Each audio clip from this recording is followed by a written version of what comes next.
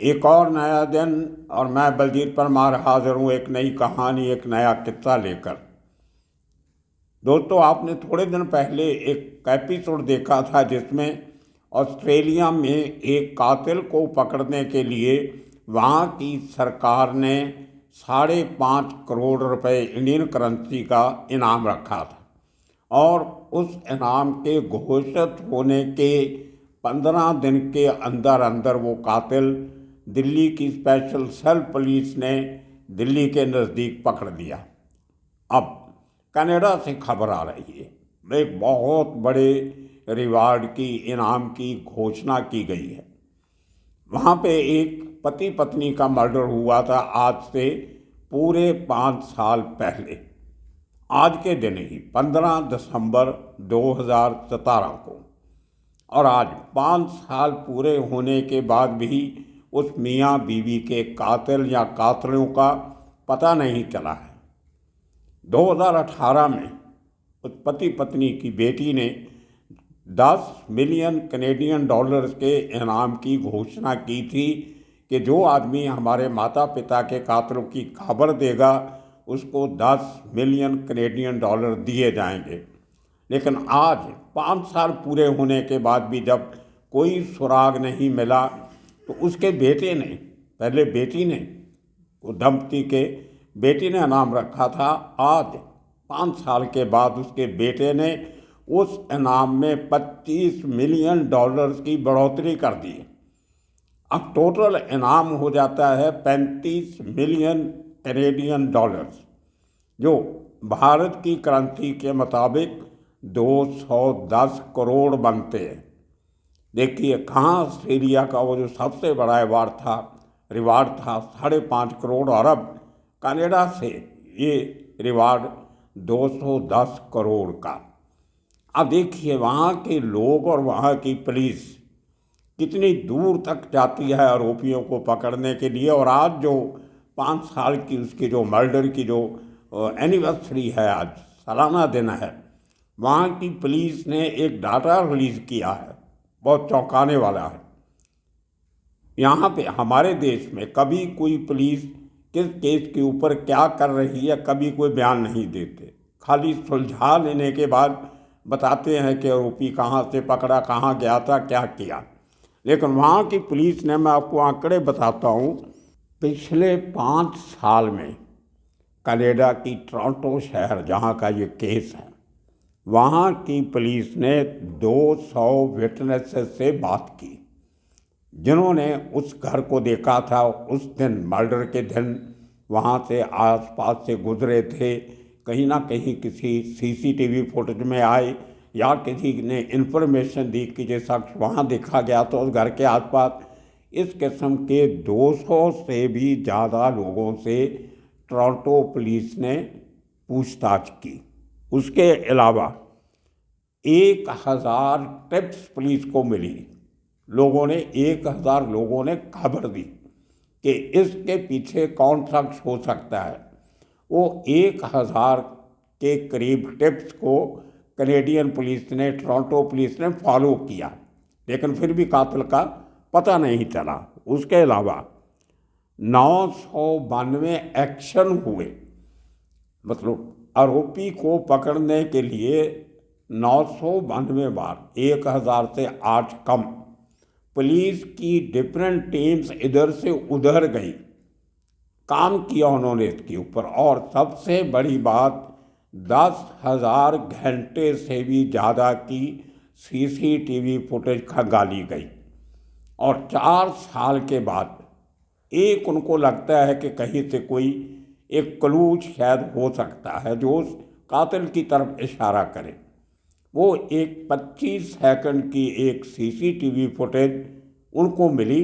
10,000 घंटे का सीसीटीवी की रिकॉर्डिंग देखने के बाद 4 साल लगे उनको देखने में। पिछले साल दिसंबर में ही, आज से 1 साल पहले, 2021 में, वो एक शख्स उस घर के पास फुटपाथ के ऊपर चलता हुआ दिखाई दे रहा है। एक लॉन्ग शॉट है, कैमरा कहीं दूर था। अब उस फुटेज में से वो आदमी ने पूरा क्लैड है, कोटी वगैरह, जैकेट वगैरह, शू टोपी ली हुई है और उसका चेहरा बिल्कुल नज़र नहीं आ रहा है, खाली आदमी चलता हुआ एक शैडो की तरह लगता है। और अभी तक पुलिस इस बात को कंफर्म नहीं कर सकी कि वो औरत है कि आदमी है, इतना दूर से रिकॉर्डिंग हुई है। लेकिन एक क्लू उनको मिलता है बार बार वो फुटेज देखने से कि वो औरत या आदमी जो भी है, वो जो इंडिविजुअल है वो अपना दायां हाथ जो पाँव है वो ज़मीन पे पटक पटक के मार रहा है।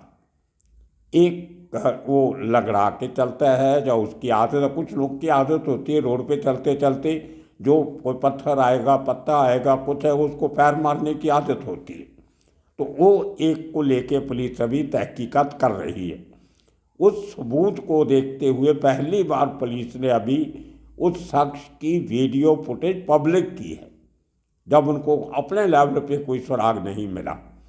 तो उसको लेके अब जो नए सिरे से एक कितना बड़ा इनाम 210 करोड़ का 35 मिलियन कैनेडियन डॉलर्स का रखा गया, उसके पीछे कहानी क्या आपको सुनाता। उस शख्स का नाम, जो मियाँ बीवी मरे, वो शर्मन फैमिली थी। आदमी का नाम बर्नार्ड अलियास बैरी शर्मन और उसकी पत्नी हनी शर्मन। बैरी का जन्म कनाडा में ही, टोरंटो में ही 1942 में हुआ, जहाँ पे उसकी फैमिली एक ज़माने में रहती थी। उसका बाप दादा वहीं पे रहे थे। ज्यूज है, इजरायली ज्यू जिनको हम बोलते हैं यहूदी, उस वहाँ का ये यहूदी है रहने वाला, ज्यू फैमिली, पूरी फैमिली बिजनेसमैन, बेबी भी उसकी ज्यू। तो इन दोनों की शादी के बाद इन्होंने बहुत बड़ा घर खरीदा और इनके 2 बच्चे हुए, एक बेटी और एक बेटा। बेटी बड़ी है, बेटा छोटा है। बेटे का नाम है जॉनाथन, बेटी का नाम बड़ा लंबा नाम है, उसकी प्रोनाउंसिएशन मुझे लेनी नहीं आती, इसलिए मैं वो नहीं बता रहा हूँ। तो बेटी और बेटा शादी होने के बाद अपने अपने घर में रहने चले गए, लेकिन फैमिली की आपस में बनती बहुत थी। यहाँ तक कि उसके बेटे ने अपने बाप से कुछ लोन लिया था, जो तकरीबन $500 million 50 मिलियन के करीब उसने लोन लिया था बिजनेस चलाने के लिए। बीच में उसको घाटा पड़ा। तो ऐसा नहीं हुआ कि घाटा पड़ने के बाद बाप ने बेटे को डांटा या कुछ किया, बल्कि उसको कुछ और पैसा दिया अपना बिजनेस खड़ा करने के लिए। उसका स्टोरेज का काम था, जैसे बड़े बड़े स्टोर्स बना के लोगों का सामान किराए में रखना, किराए के लिए रखना, और इस किस्म का काम करता था। खैर, कहा यह जाता है कि बाप बेटे की आपस में बनती थी, लेकिन एक समय उसकी ये मर्डर के बाद, आज से 5 साल पहले, ये खबर भी उड़ी थी कि शायद बेटे ने ही अपने बाप को मरवाया हो। लेकिन आज वही बेटा आरोपी को पकड़ने के लिए $25 मिलियन अपनी जेब से दे रहा है। पहले 10 का नाम उसकी बड़ी बहन ने रखा था। खैर, और ये बैरी शर्मन ये बहुत चतुर बिजनेसमैन था। बिजनेस में इतना पैसा कमाया इसने कि फोर्ब्स जो लिस्ट बनती है अमीर लोगों की, उसके मुताबिक वो अमेरिका का 12वें नंबर का अमीर आदमी था। कोई $6 बिलियन की उसकी प्रॉपर्टी और बिजनेस था, उसकी वर्थ जिसको कहते हैं। लेकिन शरारती भी बहुत था। उसने एक दवाइयों की कंपनी खोली, जेनरिक फार्मास्यूटिकल कंपनी, जिसका नाम था आइपोटेक्स। ये टोरंटो में ही बहुत बड़ी फैक्ट्री ब्रैम्पटन के पास लगी हुई है, और भी कई उसकी यूनिट्स हैं। अब देखिए, चतुर इतना था कि खुद अपनी कोई रिसर्च लैब नहीं थी जहां बैठ के दवाइयों की रिसर्च की जाए। कनाडा की बड़ी जेनरिक मैन्युफैक्चरिंग में इसका नाम आता था। इसका एक अंकल हुआ करता था, वो भी ज्यू था, इसके बाप का भाई था, बड़ा भाई, वो भी दवाइयों का काम करता था। इसने अपने उस अंकल से कुछ गुर सीखे, रफ नॉलेज लिए। स्टूडेंट तो इंजीनियरिंग का था, टोरंटो यूनिवर्सिटी से इंजीनियरिंग की थी इसने, और उसके बाद अमेरिका से MIT से भी डिग्री लेके आया। खैर, अंकल से गुर सीखने के बाद उसने कंपनी खोली, लेकिन बराबर चल नहीं रही थी।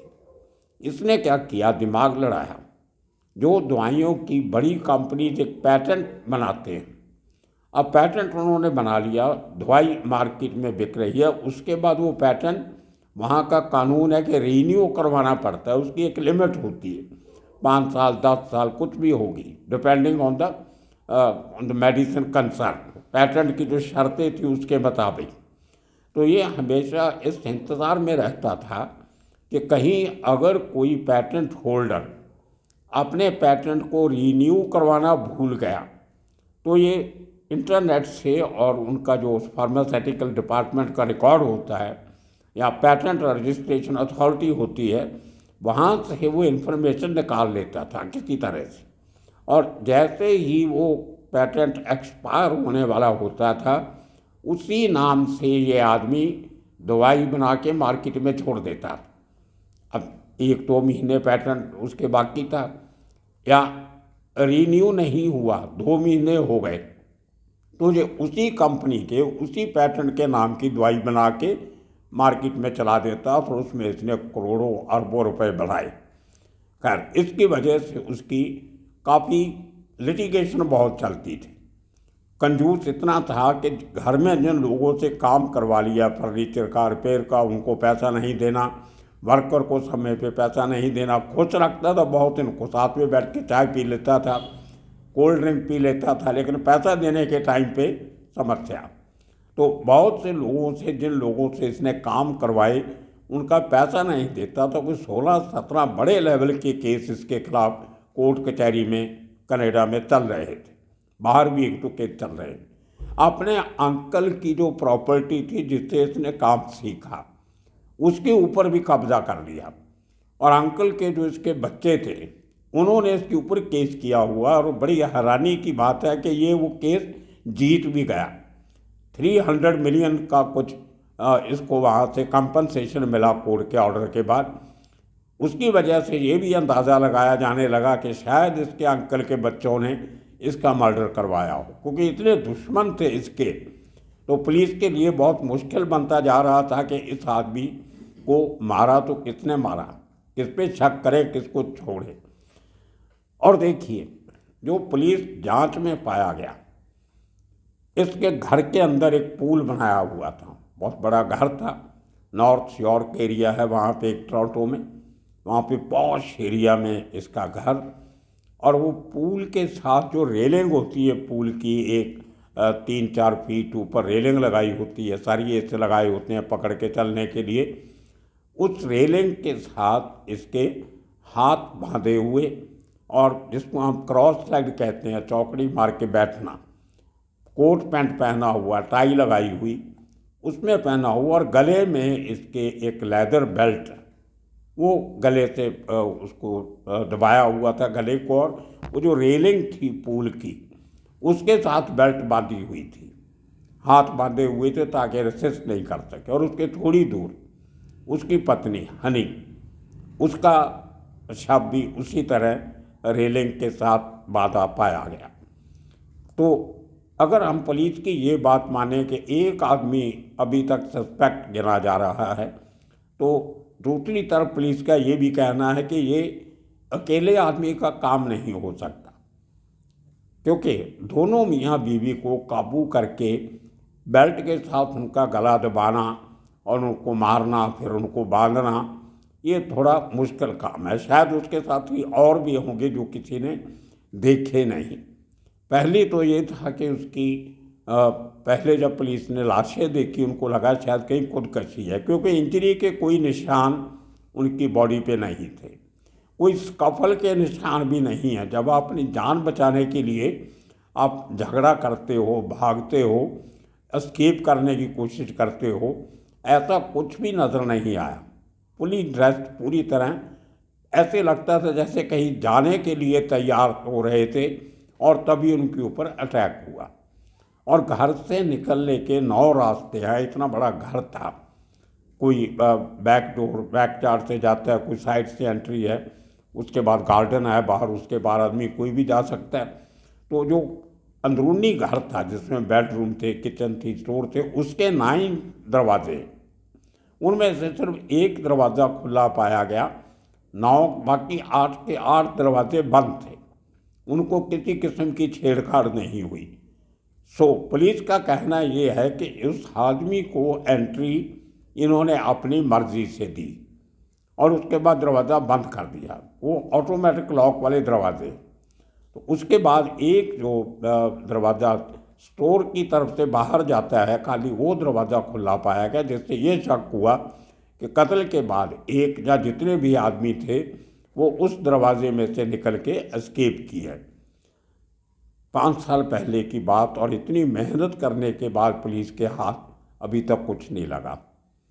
अभी 2 साल पहले जो हनी शर्मन, बैरी की पत्नी, उसकी सिस्टर ने एक बयान दिया कि आपको यहाँ बता दूँ कि हनी जो थी वो आदमी तो बिजनेस करता था, उसका हस्बैंड ये फिलैंथ्रोपिस्ट थी, चैरिटीज़ को बहुत पैसा देती थी और डिफरेंट गरीबों का चैरिटी, शेल्टर के लिए, एनिमल चैरिटी, हेल्थ की चैरिटी, उसके लिए दान बहुत करती थी।